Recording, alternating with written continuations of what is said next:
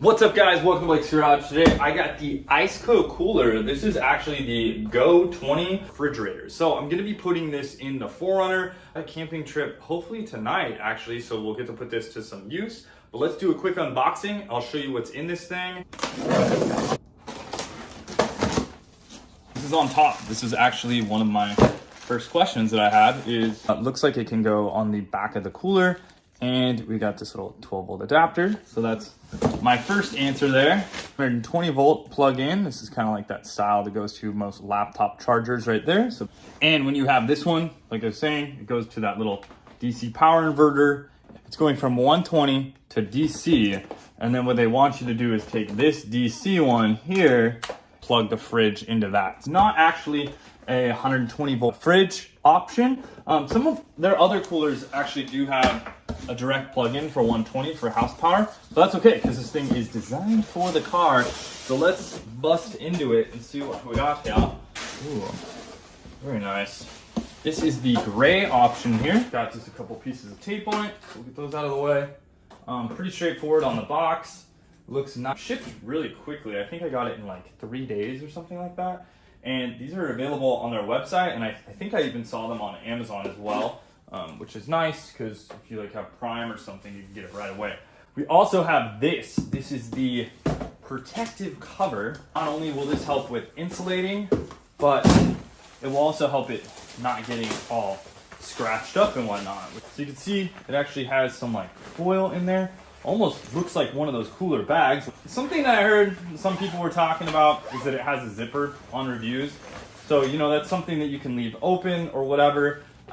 You know, if it was magnets, yeah, it kind of would be nice if it was magnets, but it is a zipper. So if you are zipping this up every time, you're going to have to unzip that. So just something to think about. Wow. And I'm actually noticing here, there's an application. Get into this. If you're wondering if it has any kind of scent, yes, it does have some sort of off gas. It's not your normal plastic smell. I don't know what that smell is. It's a smell. We got our little silica gel packets, keep the moisture out. So I might save those for actually when I store it. This is cool. Shows you how much money it costs per year. I think these are a requirement. 19 bucks, I guess, but that's not including gasoline. So here is the inside, and this is kind of the flex zone, right? So we can do this as a freezer option, which is cool. We could do like a freezer over here and a cooler over here with the little buttons on here. We do have a couple options for setting that as well. It does give us some reference values for like water, drinks, juice, red wine, fruit, vegetables, and all of that. And then the error codes if we're having issues on that as well. I'm pretty sure you can set like the DC minimum voltage so that if your voltage starts going a little bit low, it's not gonna leave you stranded with a dead battery, ideally. Here is the hookup on the side there. You can see it's just DC 12 volt, 24 volt. This is the back side of the cooler. Nothing too snazzy back there, just more plastic. This is what it looks like underneath. Now, some of the larger coolers, you are able to actually get like mounts and everything like. This one's gonna be my first refrigerator. So, you know, in the future, I may do a larger one with the slide out or something like that. But this is kind of just getting me into the realm and just kind of seeing like what size I actually need.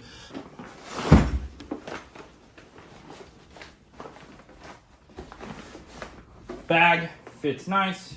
You can see it opens with the top. Okay, cool. And then you can see this kind of tucks over. We've got dual zippers on that. And then we can see right here where all our operation modes are. So that's nice. We can keep an eye on that. This only goes in one way. It's keyed on. And that's nice. It's flat against there. So this isn't going to get like knocked out or anything like that. For this 120 volt, we're just gonna adapt it right here, go into your outlet, obviously. We got the green light on there. This is powering up. This is really cool with the fast cooling mode, which you can see right here, indicated by that little snowflake. The left side of the cooler is at 67 degrees. Now it's already down to 66 degrees and the right side's at 89. It basically just uses this side first and then like residually like kind of just bleeds over to this side and then it'll even out after a 15-minute interval. But we're already at 64 degrees and it's 232. Now we also have the lock button. So if you use this button, basically you can't make any changes to the controls. So we're down to 42 degrees already, 238. Well, I forgot to look over here, but anyways, the left-hand side of the refrigerator got down to 18 degrees, and the right side is at 79. So now we can go back over here. We'll go ahead and unlock this. So we'll press that unlock button and hold, and now we can go ahead and lower the right side. So you can see the left side right now is basically set for freezer mode, and we can look right here. Oh yeah, nice and cold in there.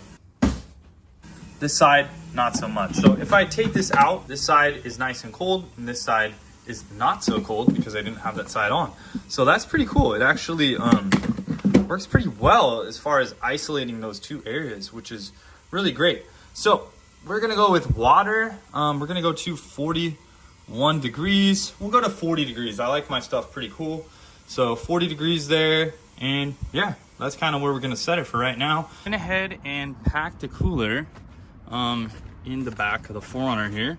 I got some waters in there. I did take out the sectional for now. I'm gonna put some more stuff back. You take out the center section there, basically the left and right goes away. So I'm gonna take this down to 34 degrees for the whole thing, make this nice and cool, and that's interesting. So yeah, when you take out this divide, it actually knows when it's in and when it's not. So that's neat.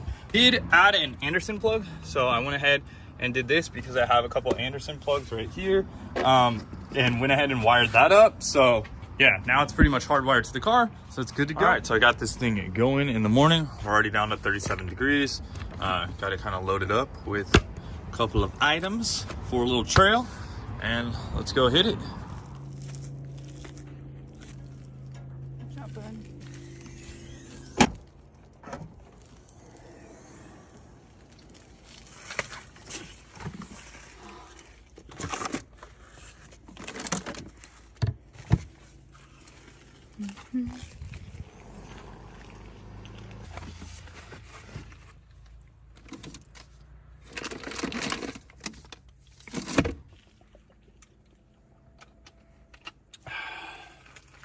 The fridge is nice and cold as it should be. It's working out great. I got it at 34 degrees.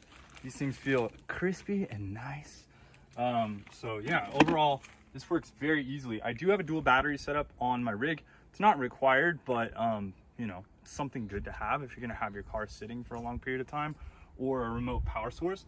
This is working out great so far. I mean, I just threw this in and I still have a bunch of room.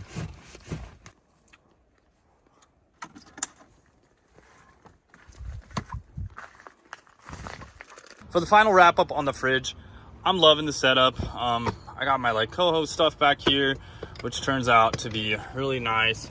These are my spares and all that. It just kind of all stacks together really well with everything that I have back here.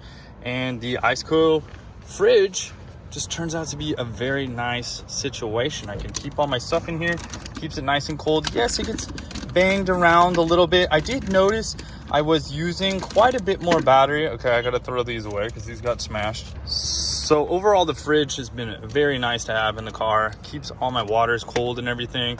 Keep those primes chilling in the back. I did notice, however, if I left the car at work all day in the freezer mode, so if I had it sectioned off in the freezer, I was killing the battery. I was getting like a E1, so I was getting a low battery mode, which is totally fine and expected. I have noticed, however, when I keep it more in the refrigerator mode around 40 degrees, it's better. I don't think the compressor kicks on as much, so that's really nice.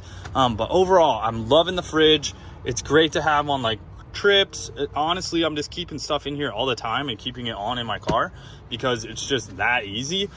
With the dual battery setup in my vehicle, it's just really nice and handy.